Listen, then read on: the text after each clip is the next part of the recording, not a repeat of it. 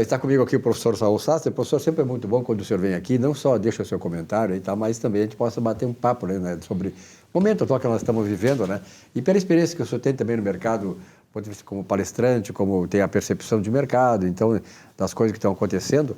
E me parece assim que a instabilidade política do Brasil, que é flagrante, né, todo mundo sabe, ela não tem afetado muito a questão dos negócios, né? Quer dizer, eu acho que nós estamos passando isso sem muito afetamento da economia. Silvio, telespectadores, é sempre uma alegria estar aqui no programa, né? Assim como a gente diz, o Brasil ele sobrevive apesar da política, né? O Brasil ele está com uma gestão muito boa diante de todos os, na minha opinião, né? Diante de todos os percalços e todos os problemas que aconteceram nesse ano, né? Ou anos passados que vieram com pandemia, depois guerra na Rússia, né? E aí na globalização afeta todo mundo. Então foi um ano, está sendo um ano difícil, estamos ali há 45 dias do final, mais ou menos.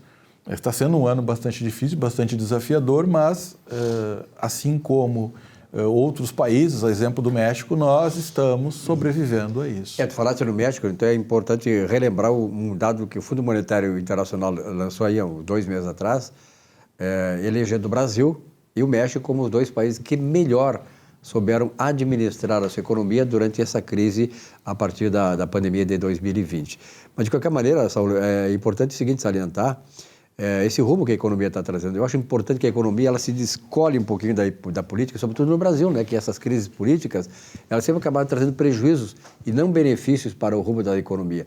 E se vê hoje o crescimento econômico no Brasil, que é o mais importante entre as nações desenvolvidas e em desenvolvimento, e isso é uma coisa flagrante, isso mostra que a economia está seguindo o seu caminho, ela tem um certo nível de amadurecimento.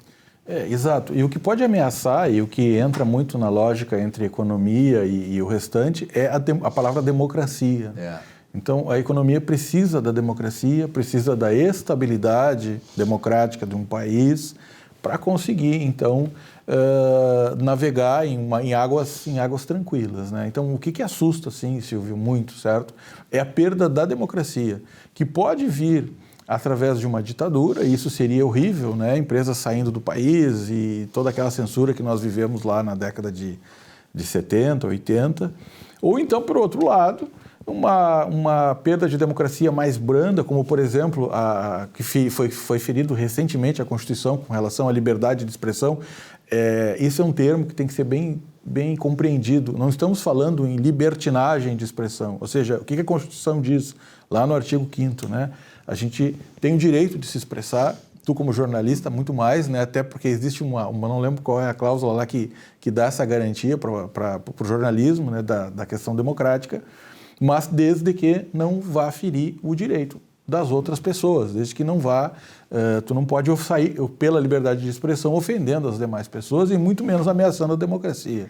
Isso aí que tu fala aí é uma coisa importante, não só vale apenas para profissional de comunicação como nós, como eu, basicamente, e milhares de nossos colegas no Brasil inteiro, mas a Declaração de Direitos Humanos dada de 1945, ela fala exatamente isso, quer dizer, a pessoa tem as suas liberdades desde que ela não ultrapasse, não amasse, digamos, a liberdade do outro, quer dizer, ela não vá em confronto à idade do outro, a liberdade do outro. Então, esse respeitar a liberdade do outro não é nem uma questão de liberdade de imprensa, é uma questão do Código Civil, né? E se tu faz uma coisa criminosamente, Código Penal. Então, existem instrumentos no Código Penal e no Código Civil, afora a questão da lei de liberdade de imprensa, que podem ser utilizados, mas não proibir as pessoas de se expressar. Porque eu acho que a nossa democracia ela vai amadurecer na medida em que nós possamos trabalhar o não e o sim. Tá? Ou se tu tiver uma chamada democracia em que tu não pode dizer não, só sim, é uma coisa subserviente. Porque na base da democracia, não é apenas como dizem aí alguns legiões de seletos ministros do Supremo, e a base da democracia é o voto. Não é. O voto é talvez não tão importante assim, instrumento da democracia. A democracia, a base fundamental, é a liberdade de expressão, a liberdade de ir e vir. Exato, Silvio. Então, assim, essas intervenções, né, que a gente teve recentemente pelo STF, o ministro Marco Aurélio disse que o STF ele é a verdade, né, e não cabe, então, contestar. É verdade isso. Isso está na Constituição também.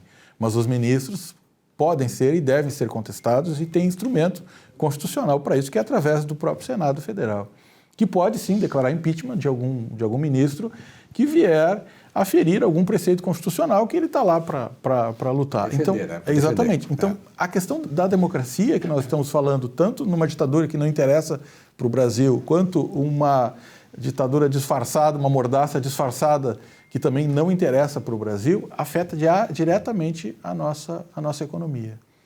Né? E isso é um dos temores que nós temos aí para 2023, né? De todos esses movimentos. Eu até fico pensando, esses dias eu estava vendo